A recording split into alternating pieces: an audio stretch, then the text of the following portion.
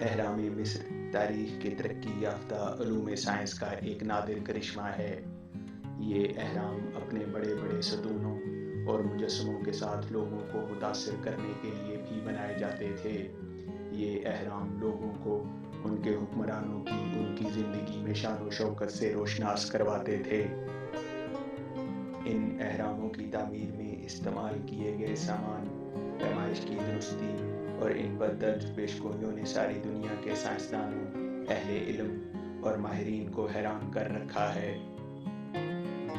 اہرام مصر کی یہ عمارتیں چوکور یعنی مربع بنیادوں پر قائم ہیں اور ان کے اوپر والے حصے تکونے ہیں۔ یہ تکونے اوپر جا کر ایک نقطے پر مل جاتی ہیں۔ ان عمارتوں کی عظمت اور کاریگری پر دنیا کے مختلف ماہرین ہزارہ سال سے غور و فکر کر رہے ہیں۔ یوں سمجھیں کہ اس میں بے شمار چبوترے ہیں جو ایک دوسرے پر بنے ہوئے ہیں۔ ہر اوپر والا چبوترا نیچے والے چبوترے سے چھوٹا ہوتا جاتا ہے اور اس کی سیڑھیاں باہر کی طرف کھدی ہوئی ہیں۔ ہر بادشاہ نے اپنی ممی کو ہمیشہ کے لیے محفوظ رکھنے کے لیے اپنا علیحدہ حرم بنوایا اور ہر حرم کی تعمیر میں بہت محنت اور وقت صرف ہوا۔ ممیز یعنی مسالہ لگی ہوئی لاشوں کو نیچے گہرائی میں دفن کیا جاتا تھا۔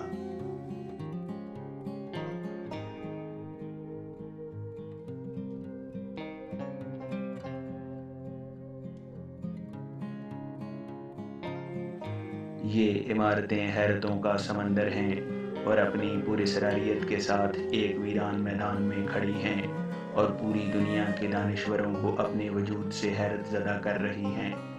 راہداریوں، گزرگاہوں، خفیہ کمروں اور دفن کی گئی ممیز کے سوا پورا اہرام سالڈ سٹون سے بنا ہوا ہے۔ حرم کی بالائی چوٹی جو ایک تیز نوک کی مانند معلوم ہوتی ہے، دراصل یہ نوک نہیں بلکہ ایک وسیع چبوترا ہے جس کا ہر ضلع 18 فٹ لمبا ہے۔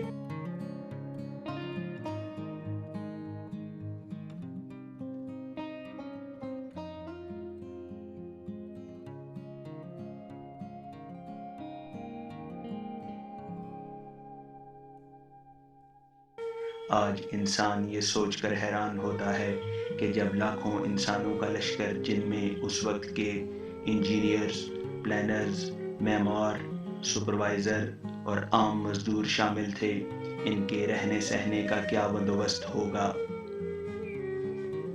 اب سوال یہ پیدا ہوتا ہے کہ اس وقت کا قدیم ملک 10 لاکھ مزدوروں کے کھانے پینے کا بندوبست کیسے کر سکا، اور جو کچھ کھایا پیا گیا اس کی ادائیگی کس نے کی؟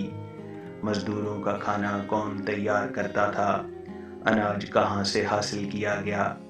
جب تمام لوگ اہرام مصر کی تعمیر میں مصروف تھے تو ان دنوں کھیتی باڑی کون کرتا تھا؟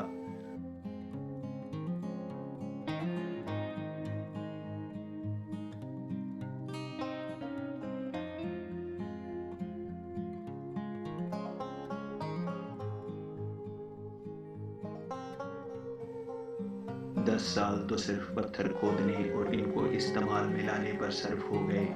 ان اہراموں کی اندرونی تعمیر کی ساخت شہد کی مکھیوں کے چھتے کی مانند پیچیدہ ہے، جس کی کئی سروگیں، دریچے، پلیٹ فارم اور خفیہ زمین دوز تہہ خانے ہیں۔ اور حیرت کی بات، اتنا وزن ہونے کے باوجود یہ عمارت زمین میں 1 انچ بھی نہیں دھسی۔ پوری دنیا کے ماہر تعمیرات جہاں اس جیسی عمارت دوبارہ تعمیر کرنے سے قاصر ہیں، وہاں یہ لوگ اہراموں کی تعمیری خوبیوں کی تعریف کرتے ہوئے نہیں تھکتے۔ اور ویسے بھی دیکھا جائے تو اس کمال کو دہرانا انسانی بس کی بات نہیں۔ کنگز چیمبر اہرام کے انتہائی اندرونی گوشے میں واقع ہے۔ اس کی چھت بڑے بڑے شہتیروں کی 2 قطاروں سے تعمیر ہوئی ہے۔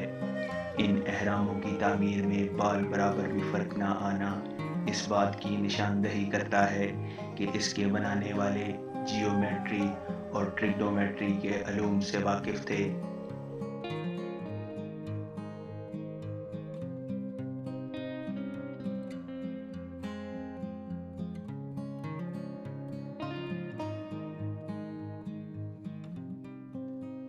اور ان علوم کے ساتھ ساتھ انہیں ان پر مکمل عبور بھی حاصل تھا۔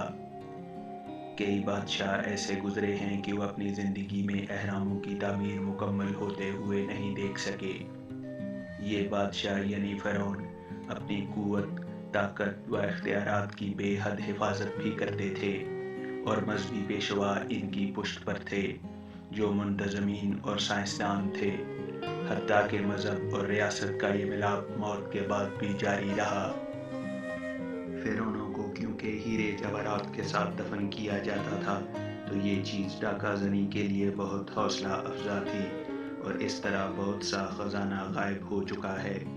19ویں اور 20ویں صدی میں ان اہراموں پر جو تحقیقات ہوئیں، دیکھا جائے تو انہوں نے یہاں لوٹ مار میں بھی بہت اضافہ کیا۔